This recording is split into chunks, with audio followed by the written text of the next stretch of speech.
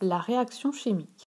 Prenons un mélange d'espèces chimiques, du cuivre et une solution aqueuse de nitrate d'argent, ici, et mettons-les ensemble. La vidéo ici est accélérée et on va laisser évoluer ce système. Donc le système évolue jusqu'à un état final. Cet état final étant différent de l'état initial, on peut dire qu'il y a eu une transformation chimique. Cela se traduit par des nouvelles espèces chimiques qui sont apparues et des espèces qui ont disparu. On voit ici que la solution a pris une coloration bleue et qu'un métal gris est apparu ici. Des nouvelles espèces sont apparues, donc il y a eu une transformation chimique du système. La coloration bleue est due aux ions cuivre qui sont apparus. Le métal gris qui est apparu est du métal argent. Les nouvelles espèces qui sont apparues s'appellent les produits. Les ions cuivre ont été formés à partir des réactifs. L'espèce qui a pu former Cu2+ est Cu.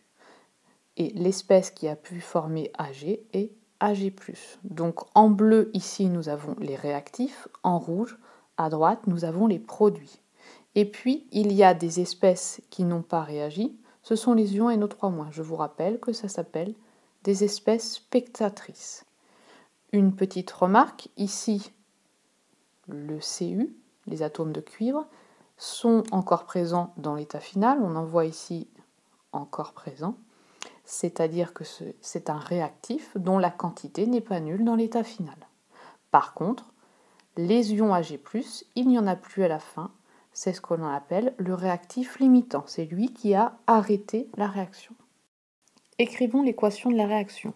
Donc, le cuivre Cu plus les ions Ag+ sont les réactifs. Ils réagissent ensemble pour former les nouvelles espèces, donc les produits, Ag, à l'état solide, et les ions cuivre, je rappelle que AC signifie aqueux, c'est-à-dire que le solvant est lourd. Équilibrons maintenant cette équation. Cette équation doit être équilibrée, c'est-à-dire qu'il doit y avoir le même nombre d'éléments à droite et à gauche de l'équation et le même nombre de charges. Regardons d'abord l'élément argent. L'élément argent, ici j'ai un ion argent, un atome d'argent, un élément argent, c'est équilibré. Ici j'ai un atome de cuivre, un ion cuivre, donc un élément cuivre, c'est équilibré. Les charges maintenant. À droite de l'équation, nous avons 2 charges plus au total. À gauche de l'équation, nous avons une charge plus. Donc là, c'est déséquilibré. Donc pour avoir 2 charges plus à gauche, je vais rajouter un 2 devant l'ion Ag+. Alors attention, maintenant j'ai 2 ions argent, donc il faut que j'ai 2 atomes d'argent à droite pour que l'élément argent soit équilibré. Donc je mets un 2. Voilà, l'équation est équilibrée en éléments, en charge.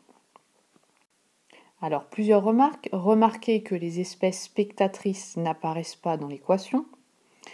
Ensuite, remarquez bien, ça c'est très important, que la composition du système dans l'état initial et la composition du système dans l'état final ne correspondent pas du tout à ce qu'il y a à gauche de l'équation et à droite de l'équation.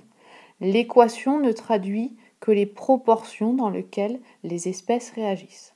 La composition de l'état final n'est pas ce qu'il y a à droite de l'équation.